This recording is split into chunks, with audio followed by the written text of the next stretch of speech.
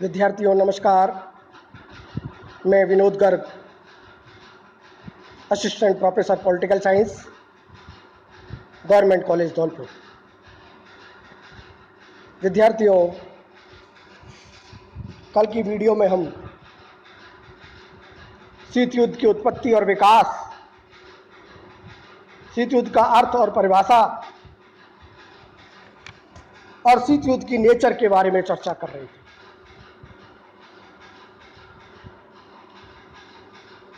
कल की वीडियो में ही हमने शीत युद्ध के जो कारण हैं उन पर चर्चा की और आज पुनः शीत युद्ध के कारणों को पुनः समझने का प्रयास करें। कल मैंने बताया कि शीत युद्ध के कारणों में सबसे प्रथम कारण 1917 की बोल्शेविक क्रांति को माना जाता है। इसके अलावा द्वितीय विश्व युद्ध के बाद जब हिटलर ने सोवियत संघ को भारी जनधन की हानि पहुंचाई तो सोवियत नेता स्टालिन ने मित्र राष्ट्रों से यूरोप में नाजी फौजों के विरुद्ध दूसरा मोर्चा खोलने का अनुरोध किया और ये द्वितीय मोर्चे का प्रश्न भी शीत युद्ध का कारण है। विद्यार्थियों, इसके अलावा सोवियत संघ के द्वारा याल्टा समझौते की जो अवहेलना की गई वह भी शीत युद्ध का कारण है। सोवियत संघ के द्वारा ही बालकल समझौते का जो अतिक्रमण किया था वो भी शीत युद्ध का कारण है। इसके साथ ही ईरान से सोवियत सेना का ने हटाया जाना भी शीत युद्ध के कारणों में से ही गिना जा सकता है। द्वितीय विश्व युद्ध के दौरान सोवियत संघ ने ब्रिटेन की सहमति से उत्तरी ईरान पर चूंकि अधिकार जमा लिया था और यद्यपि युद्ध की समाप्ति के बाद आंग्ल अमेरिकी सेना तो दक्षिणी ईरान से हटा ली गई, परंतु सोवियत संघ ने अपनी सेना हटाने से इनकार कर दिया और संयुक्त राष्ट्र संघ के दबाव के फलस्वरूप ही सोवियत संघ ने बाद में वहां से अपनी सेनाएं हटाई। इससे भी पश्चिमी देश सोवियत संघ से नाराज हो गए और यह भी शीत युद्ध का कारण है।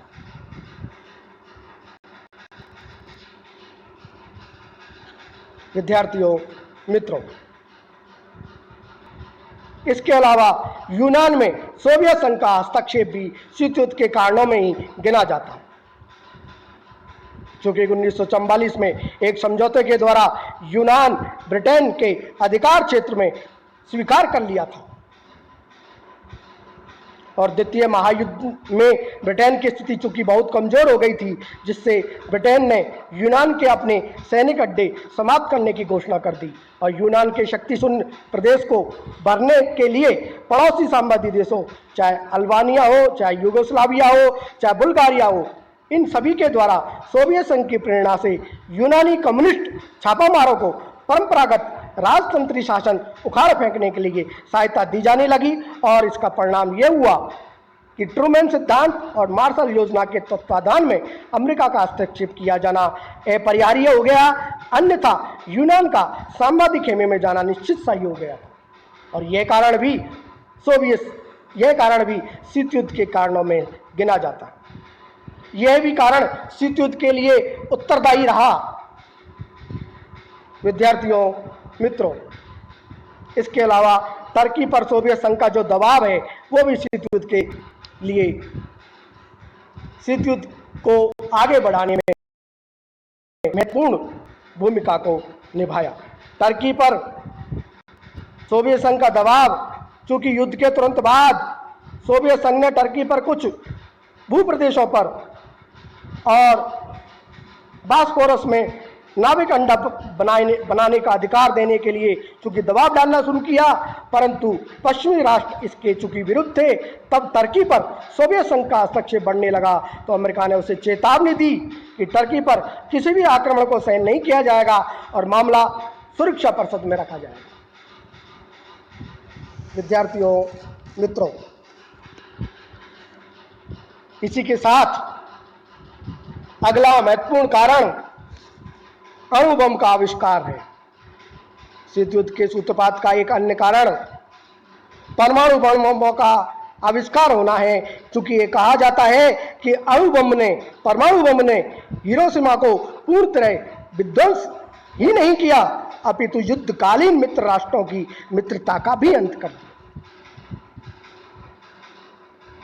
संयुक्त राज्य अमेरिका में परमाणु बम पर अनुसंधान कार्य और उसका परीक्षण चूंकि बहुत पहले से चल रहा था, और अमेरिका ने इस अनुसंधान की प्रगति से ब्रिटेन को तो पूरी तरह से परिचित रखा, लेकिन सोवियत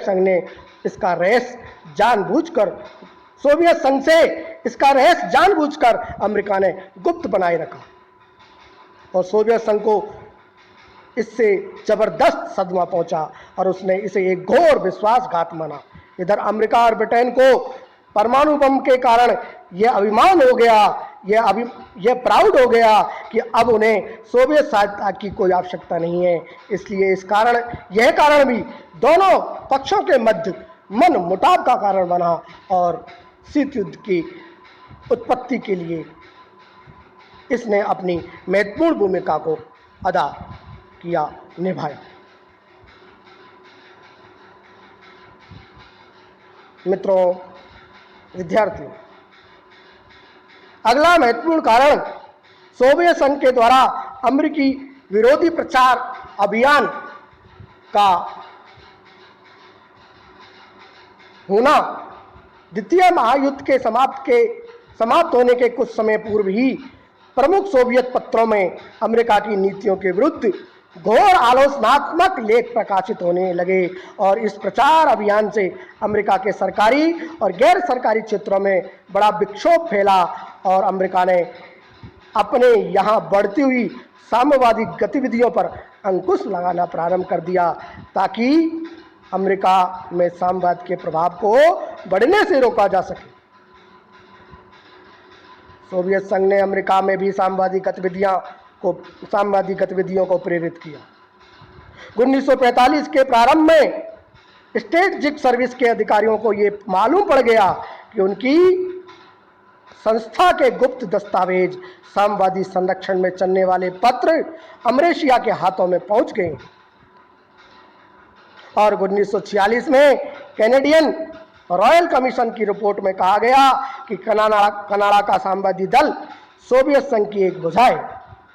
और ऐसी स्थिति में अमेरिकी प्रशासन साम्यवादी सोवियत संघ के प्रति जागरूक हो गया और उन्होंने साम्यवाद का हौवा खड़ा कर दिया। सोवियत संघ ने अमेरिका की इस कार्रवाई को अपने विरुद्ध समझा और उसने भी अमेरिका की कटु आलोचना करना प्रारंभ कर दिया। परिणाम स्वरूप शीत युद्ध में वृद्धि हुई। मित्रों, विद्यार्थियों,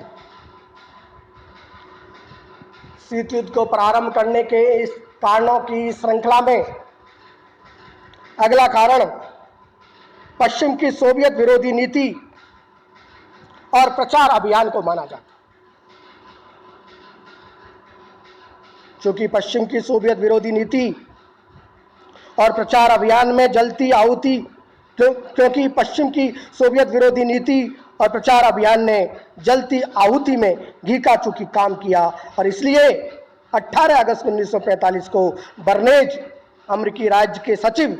और बेबिन जो ब्रिटिश विदेश मंत्री थे, इन्होंने अपनी विज्ञप्ति में सोवियत नीति के संदर्भ में कहा कि हमें तानाशाही के एक स्वरूप के स्थान पर उसके दूसरे स्वरूप के संस्थापन को रोकना चाहिए। 5 मार्च 1946 को अपने फुलटन भाषण में चर्चिल ने कहा, बहुत महत्वपूर्ण भाषण है ये, और 5 मार्च 1946 के फुलटन भाषण को भी शीत युद्ध का मुख्य कारण माना जाता है। फुलटन भाषण में चर्चिल ने कहा, बाल्टिन में स्टेनिन से लेकर एड्रियाटिक में ट्रिस्टे तक यूरोपीय महाद्वीप में एक लौह आवरण छा गया है, और ये सभी प्रसिद्ध नगर और सोवियत क्षेत्र में बसने वाली जनता न केवल सोवियत प्रभाव में है वरन सोवियत नियंत्रण में भी है। उन्होंने आगे कहा, स्वतंत्रता की दीप शिखा प्रज्वलित रखने और ईसाई सभ्यता की सुरक्षा के लिए एक आंग्ल अमेरिकी गठबंधन की आवश्यकता है। चर्चिल के फुलटन भाषण के दूरगामी परिणाम निकले और अप्रैल 1946 के उपरांत दोनों पक्षों ने अपने मतभेदों को खुले रूप में प्रकट करना शुरू कर दिया। खुले मंच पर ये आ गए जिससे दोनों पक्षों का एक दूसरे के प्रति शत्रुतापूर्ण दृष्टिकोण एक नग्न सत्य बन गया। यह शायद चर्चिल के व्याख्यान का ही प्रभाव था जिसने मुनरो सिद्धांत को एक निश्चित स्वरूप प्रदान किया और जिसने मार्शल योजना को जन्म दिया। चर्चिल के फुलटन भाषण के संबंध में कहा गया कि ब्रिटेन के युद्धकालीन नेता के फुलटन भाषण ने शीत युद्ध का वास्तव में प्रारंभ ही नहीं किया, तो भी यह प्रथम बुलंद उद्घोषणा थी। मित्रों,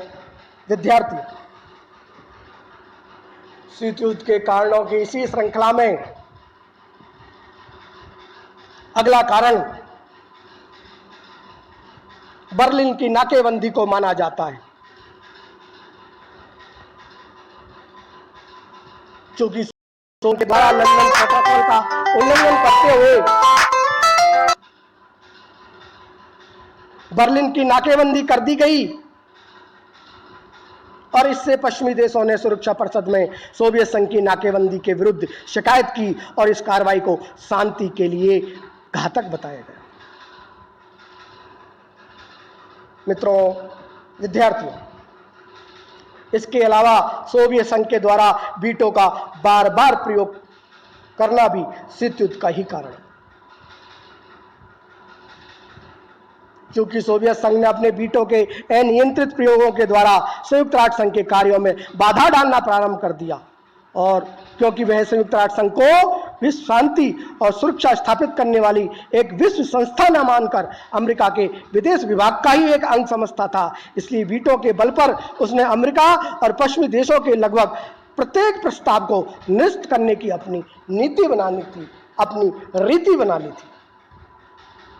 सोवियत संघ के द्वारा वीटो के इस प्रकार के दुरुपयोग से पश्चिमी राष्ट्रों में यह मान्यता वे इस संगठन को समाप्त करने के लिए प्रयत्नशील है।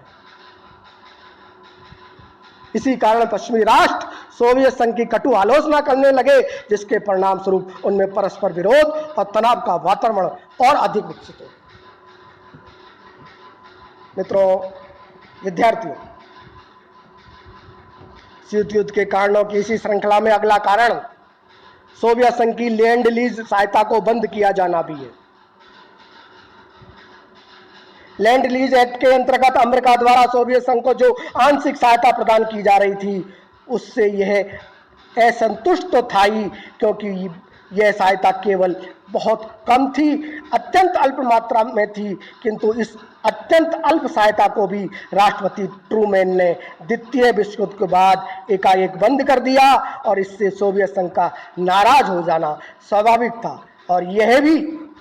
सोवियत संघ और संयुक्त राज्य अमेरिका के मध्य विभेदन का कारण बना और शीत युद्ध की उत्पत्ति में इसने महत्वपूर्ण भूमिका को निभाया। विद्यार्थियों, मित्रों, शीत युद्ध की प्रकृति, शीत युद्ध के कारणों को समझने के पश्चात, शीत युद्ध के कारणों पर विश्लेषण करने के पश्चात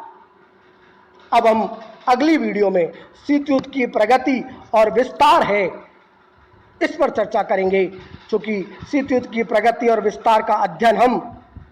5 चरणों में करेंगे। 1917 से 1945 वाला चरण और 1946 से 1953 वाला चरण और तृतीय 1953 से 1958 वाला चरण और चौथा 1959 से 1962 वाला चरण और पांचवा 1963 से 1979 वाला चरण और छठवां चरण 1980 से और 1989 वाला चरण। इन शीत युद्ध की प्रगति और विस्तार के चरणों पर हम अगली वीडियो में विस्तार पूर्वक चर्चा करेंगे। तब तक के लिए धन्यवाद।